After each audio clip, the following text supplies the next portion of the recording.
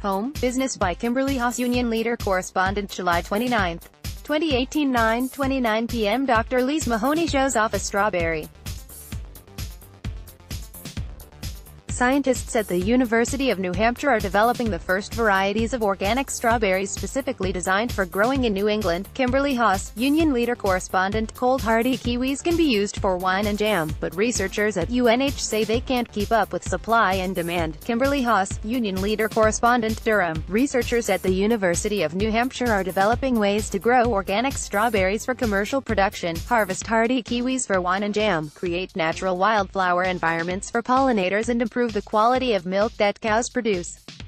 Members of the public can learn about these projects and other research being performed at Woodman Horticultural Research Farm and the Fairchild Dairy Teaching and Research Center for free on Saturday, August 18. Earlier this month at the Woodman Horticultural Research Farm, research assistant Professor Lise Mahoney talked about the organic strawberry project, which she said is the only USDA-recognized project for this purpose in the country.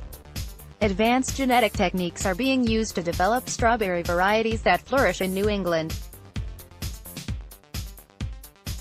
Most of the strawberries grown in the United States are from California. This is very exciting because this is going to be seed-propagated varieties, Mahoney said. I'm hoping in the field next year we'll be able to evaluate the first of these kinds of seeds. There are more than 2,000 plants in the growing field and each one is genetically different.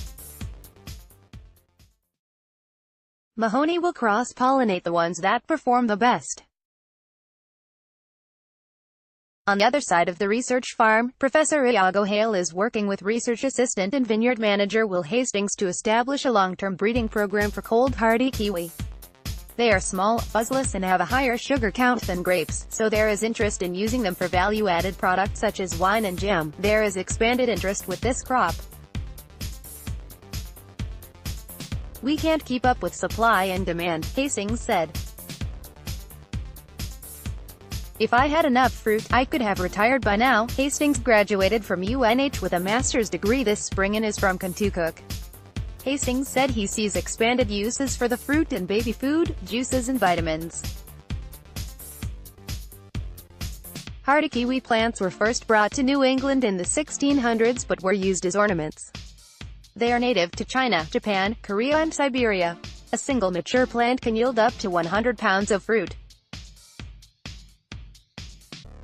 Near the kiwi plants are large patches of wildflowers. Researcher Kathy Neal is developing an optimal mix of wildflowers to attract pollinators. During a recent interview for university publications, Neal said the interest in helping pollinators has been astounding. There are hundreds of pollinator gardens and habitats that have been installed in New Hampshire since people started becoming aware of issues with the bee population. Neal has conducted 10 years of wildflower meadow trials at the research farm. She has found a mix of goldenrod, asters, black-eyed Susans, bergamot and coneflowers provides good foraging grounds for bees and other pollinators like butterflies. There is also research being performed on grapes, eggplants, tomatoes and quinoa at the farm. Professor Tom Davis is hoping to re-domesticate the superfood quinoa in northern New England.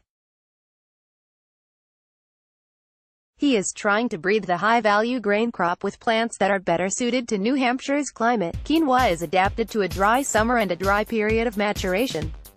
One way to address that would be to try to breed quinoa to adapt, Davis said. Currently, quinoa is almost exclusively grown in the South American countries of Peru, Bolivia and Ecuador. It is high in protein, vitamins and fiber, so it is of interest to commercial growers. There will be 2 tours of the research farm August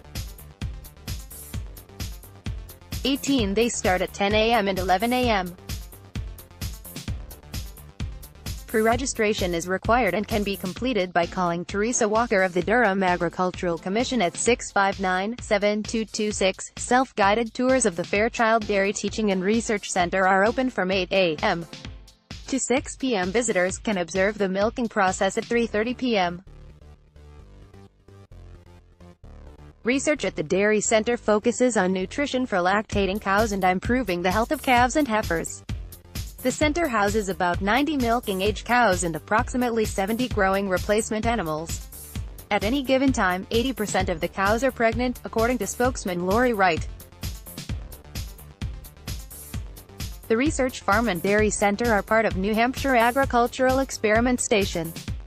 Founded in 1887, the station at the UNH College of Life Sciences and Agriculture is UNH's original research center and an elemental component of New Hampshire's land-grant university heritage and mission. Directions to Woodman Farm, http://colsa.unh.edu/nae/woodman-directions.